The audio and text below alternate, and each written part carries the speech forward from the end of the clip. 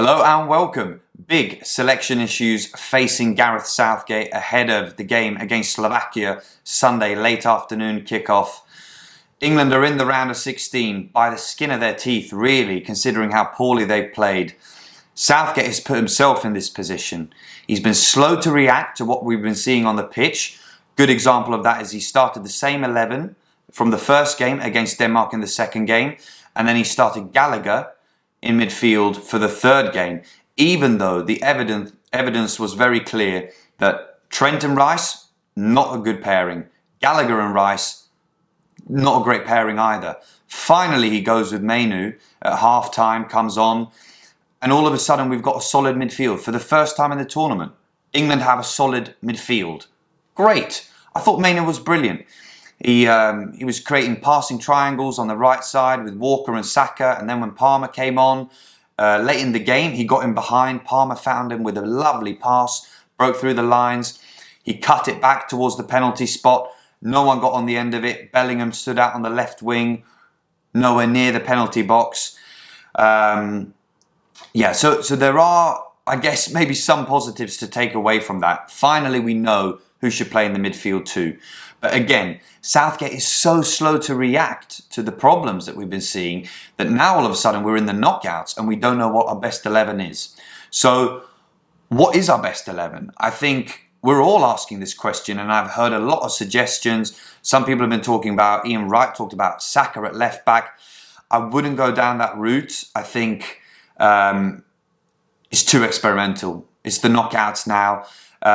But if we start with the base of the front six, Mainoo and Rice in midfield together, we saw it against Slovenia. It works. It brings balance. Mainoo, very classy player, good on the ball, can play in tight areas, and he can get forward too. So Mainoo has to be there alongside Rice. I thought Rice was one of the few players in the game against Slovenia who brought energy and kind of tried to force something happening going forward. So Rice and Mainoo, easy midfield two.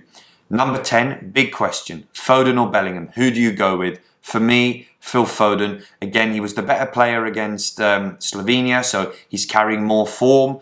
And he was the best player in the Premier League this season. That's his natural position. If he's good enough for a Guardiola Man City, he's good enough for us. It's got to be Foden. And to be honest, Bellingham did not have a very good game either against Slovenia, did he? So Foden has to play there. Then we talk about the left wing. For me, Anthony Gordon. You pick Gordon over Eze. He's looked better this tournament and he looks up for it. You pick someone on the left wing who plays there for his club week in, week out. Anthony Gordon. Let's go back a little bit to the back four. I'm happy with Walker at right back. Trent came on late, looked decent at right back. You can have that option again. You can bring him on late if you need to. But left back is really the position that we're questioning now because you've had suggestions like putting Saka there. Luke Shaw, if he's fit. I know he hasn't played a game since February, but if he's fit or somewhat fit, he will add another dimension compared to Trippier in an attacking sense. Trippier, good servant for England. He's played well defensively in that position, but going forward, he doesn't offer much. I'd like to see Luke Shaw start that game today against Slovakia. Right-hand side, Saka or Palmer. You could go with either one. To me, it doesn't make a massive difference if you start with Saka and then bring Palmer on, or vice versa. Both are very good players. Both add something a little bit different to each other. Start one of them, bring the other one on 60 minutes, and I'm happy. Up front. Now, this is the big question. Who do you play up front? We've seen KANE so far in this tournament. I know he got a goal against Denmark.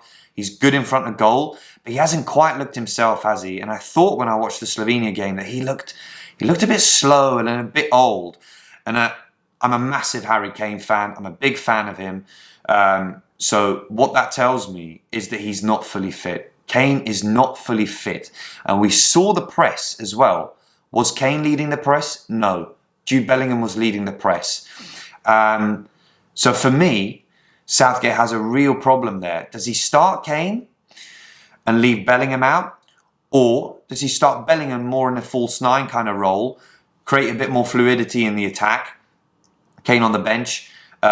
We saw Bellingham, he can lead the press. We know a lot of teams have been successful with having attacking midfielders in the false nine position. Bruno Fernandes in the cup final for Man United against Man City, for example. And Jude Bellingham has played false nine for Real Madrid as well. So it's a role that he can do. We've seen him lead the press. And to be honest, that's what I would do if I was Southgate. I would drop Kane. I know it's tough to drop your captain, but just say, look, you're not fully fit. I'm going to play Bellingham up front and you can always come on as a sub. We'd need Kane for a penalty shootout anyway, if it goes to that. So that's my 11.